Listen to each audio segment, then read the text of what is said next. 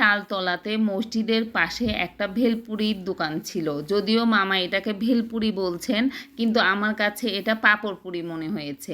এই যে চটপটির ডালের মিশ্রণটা ছিল, আর ছিল তেঁতুলের টক, আর এই পাঁপড়টার উপরই মামা ডাবলির মিশ্রণটা দিয়ে দিয়েছেন। দেখতেই পাচ্ছেন পাঁপড়ের উপর উনি ডালের মিশ্রণটা দিয়ে দিয়েছেন। এরপর উনি এটার উপরে পেঁয়াজ এবং শশার কুচি দিয়ে দিয়েছেন। দেখতেই পাচ্ছেন উনি খুব সুন্দর করে দিচ্ছিলেন।